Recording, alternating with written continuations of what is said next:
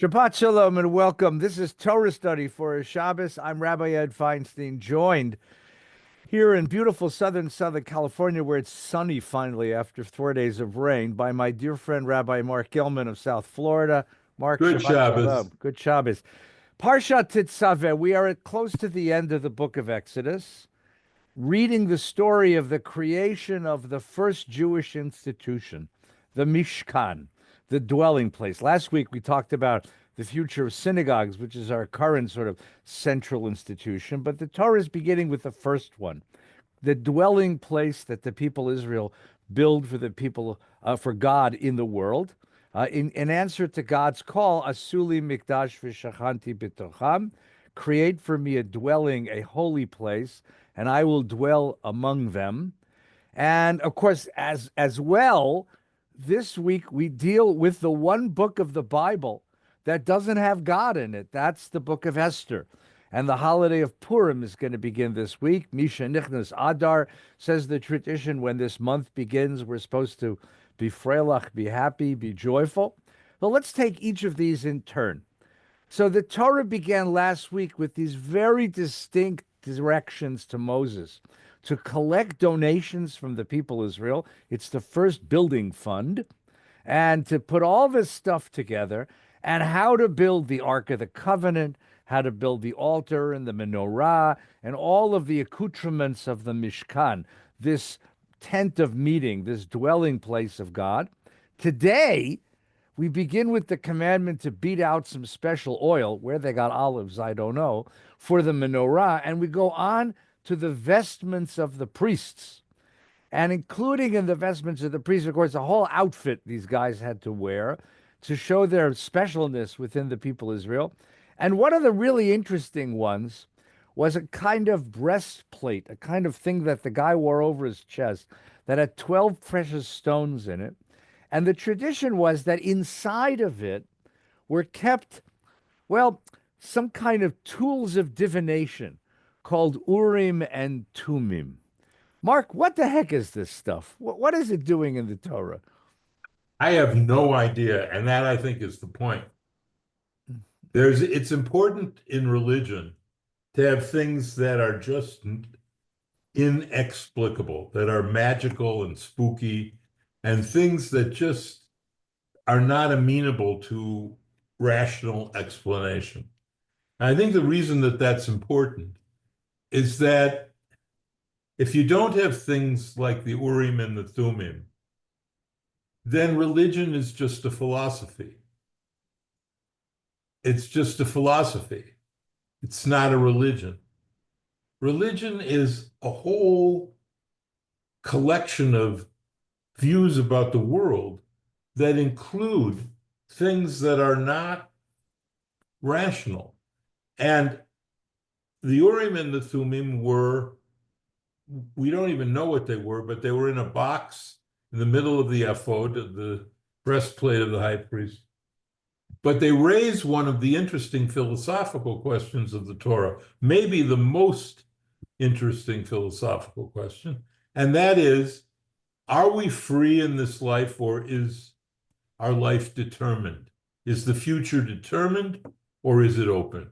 Mm. And the Urim and the Thummim really are an argument that the future is determined. We just don't know what it is, but someone knows what it is. And this is the origin of, and people want to know that. They want to know the future. And we see it today, even in something as silly as fortune cookies at Chinese restaurants, or astrology columns. People just want to know what the future is going to be, and they think someone has secret knowledge. Mm. And it's very comforting to feel that, because if the future is determined, what we do doesn't matter. And that's very alluring, because we want to believe that God is taking care of the future and we're just passive observers. So the Urim and the Thummim represent a part of religion. You could say it's infantile because it rejects the notion of free will. but it really is a part of religion that acknowledges that we can't understand everything. I love that part of religion. I love the fact that people who are used to understanding everything and who expect to understand everything simply don't.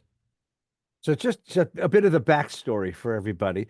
So the priest wore a vestment, he wore gowns, and he wore a sort of overshirt, and then on top of it is this breastplate, which was a piece of gold, of hammered gold, with 12 precious stones representing the 12 tribes of Israel. Now, then there was something called Urim and Tumim. Some people think they were like dice, perhaps, or lots that were kept Could in have the been breastplate. bones. Yeah, or One, something. And the idea was that when the priest had a question to answer that he couldn't answer, especially about the future, direction should we go, he could throw these dice and somehow God would communicate. As well, sometimes they would consult the breastplate itself. And if there was a question about in which tribe was a certain prerogative or problem lying, they could find it out by the stone sort of lighting up. In other words, there was a whole sort of magic to this. And that sort of. It is magic. exactly right. And so you're expressing a kind of a respect for this, right? In the Yes, face of mystery, in the face of a future that's uncertain, in the face of a sense of powerlessness in the world, we sort of grasp at this magic. We sort of grasp yeah, for this magic, right? And the question is, is that really? So the tradition had a very ambivalent attitude about this. of You would say the course, more because it's rational, magical thinking. because it's magical thinking, which relieves And me of responsibility because somebody else is in charge. Because yeah, somebody else is in charge. And the question is, can I, how do I live with the uncertainty of the world and the uncertainty of a future? How do I live with that sense of mystery without giving up my personal responsibility to to take care of the world and take care of my own, and because magic sort of lets it go. It's all in God's hands. It's not my problem anymore. right. When the truth is that it's your free will that will determine the future. So this becomes there's an ambivalent attitude in the Jewish tradition about magic altogether. My great teacher, Harold Schulweis, went to war against it. He used to talk all the time about how people consult astrology and these kinds of things and how silly that was because it denied the agency. It denied us our agency. The idea that somehow everything in the world is in God's hands or somebody's hands and not our own. And the question is, can you live with the mystery without denying your agency, without denying the rational power of human beings to do something about the world? Look, the other piece of it is what's the modern expression of this, right? The modern expression of this is, that there's a drug for everything, right? That the pharmaceutical companies are hiding, that they really know the truth of how to get rid of fill in the blank cancer, heart attacks, obesity, but they don't want you to know it. But all you need to do is go online and they'll tell you all you need to do is take this magic cure. And, all of your problems will disappear. And the fact is that life doesn't work that way. And Right. that so many people get hurt investing in that sort of a cure for things. All you need to do, right? There's a very famous philosopher, Isaiah Berlin, who used to say that for every great human problem, there is always a very clear, very simple solution, which is always wrong. Anyone says all you need to do. Now, Yeah. on the other hand, I think that your other point, I think, is very well taken. There is a quality of mystery in life. There are things outside of our understanding, outside of our control. And how do we live with that without going crazy and without resorting to rabbit's feet and good luck charms and black cats and all the other kinds of superstitious stuff? Well, it's deeper than that, in my view. What do we do about what I've been writing about in my column for months called Godwinks? I Yeah. call them Godwinks. What do we do about interventions in our life by God? you know, something happens that there's just no explanation for it. You know, you meet someone you should not have met, and in time, there's no way you could meet that person, but you do, and you get married and everything. Or someone says, just at the time when you're not sure what to do with your life, you'd make a good doctor. Or someone dies and they always had a white handkerchief. And then all of a sudden you're walking somewhere and you see a white handkerchief. Or there was a favorite song that two of you had, and right after a funeral, you turn on the streaming service now, used to be the radio, and they are playing your favorite song. Right. I mean, there's all sorts of hundreds, millions of, and in my column, people, hundreds of letters, people, this is what happened to me, and this is what it was. There's stuff in the world that is not explainable by our philosophy, Horatio. There's things that just, even though we're in charge, God is in this world making a difference in ways that we cannot predict and cannot know. Okay. I fully acknowledge that because we've all had these experiences Yes, and we know lots of people who have. But I think here's the difference. I'll sound a little like Maimonides here. I'll quote Maimonides' favorite television show. There was an episode of the old television show, The Twilight Zone. Remember The Twilight Zone? It's great science fiction, absolutely loved it. It was my brilliant, favorite. brilliant television. Rod Serling. Rod Serling of blessed memory. Yes. There was an episode of The Twilight Zone that takes place in a coffee shop on a dusty highway, and a couple is sitting at the table, and there's a fortune-telling machine. You put in a quarter, you push down or a dime, you push down a lever, and it gives you a fortune.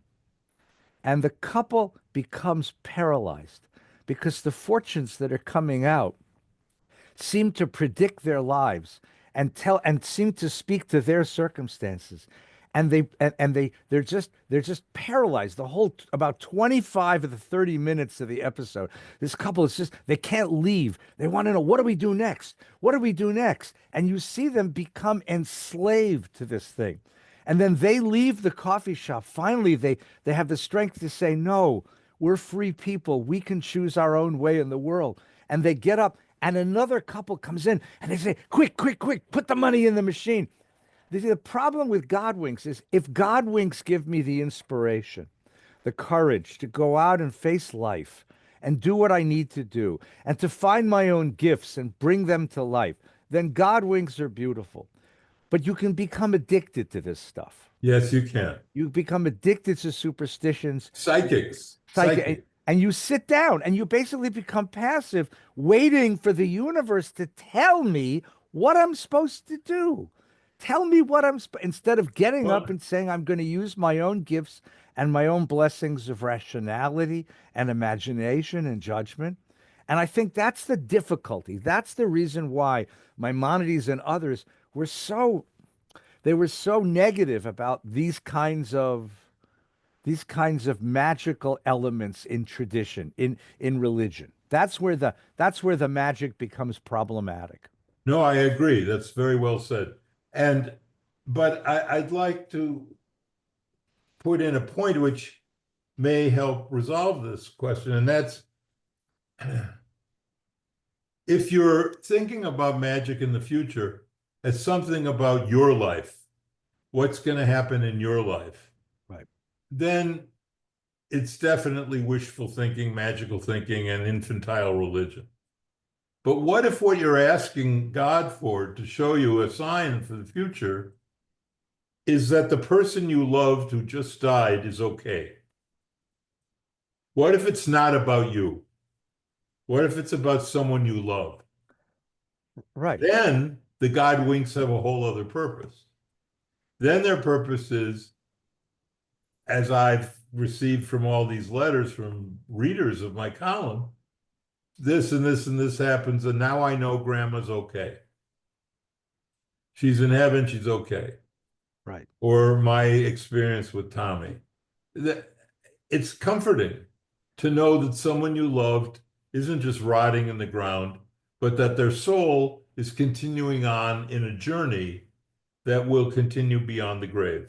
That's an Because important thing to know. because that gives you confidence to live and it gives you courage to to move forward And and it comfort. and comfort. And I don't think there's anything wrong with that as long as it Well, doesn't become the addiction. that's what is wrong with that. And I knew people who believed in all that, and I had trouble with them, counseling them because they had become addicted to psychics. Yeah. I mean, addicted. And can you get us an appointment with psychic so and so?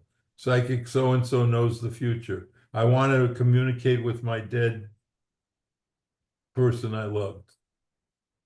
So that's a problem because in order for grief to work, you have to be able to process it.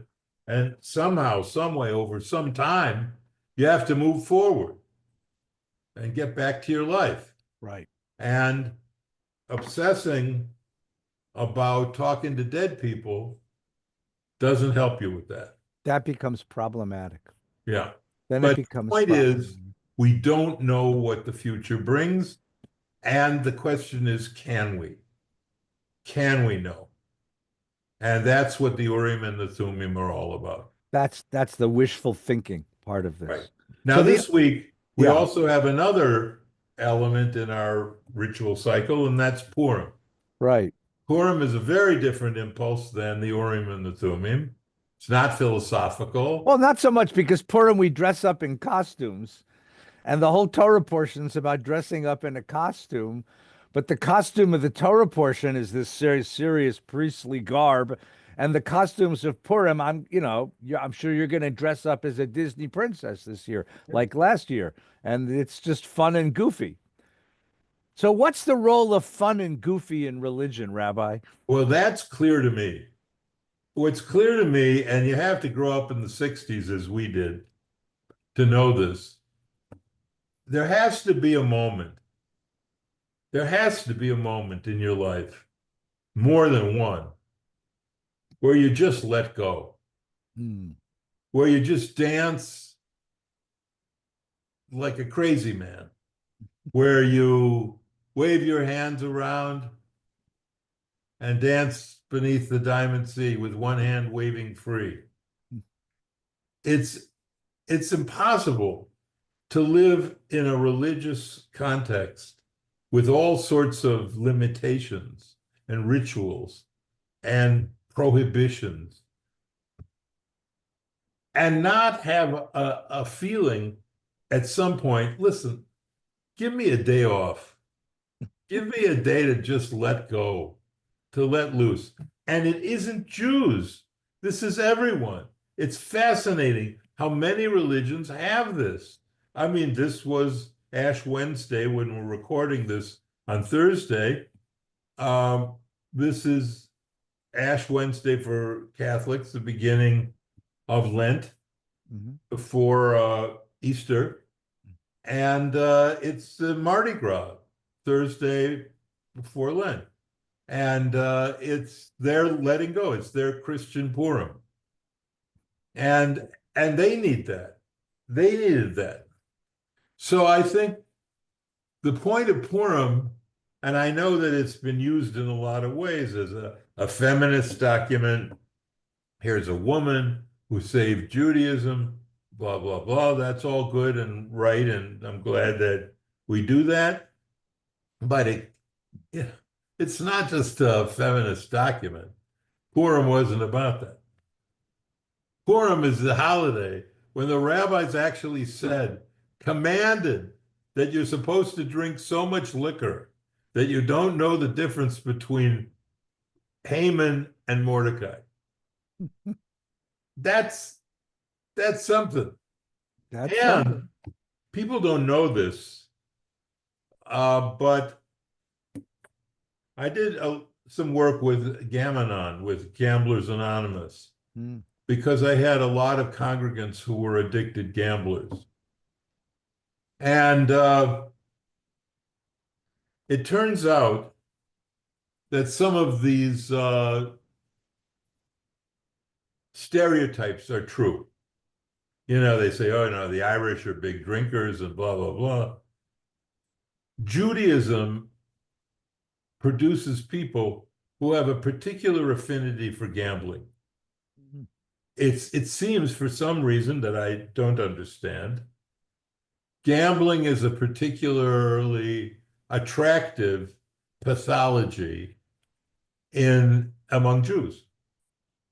And rabbis in the Middle Ages were constantly issuing prohibitions against gambling because they were trying to keep a lid on this. And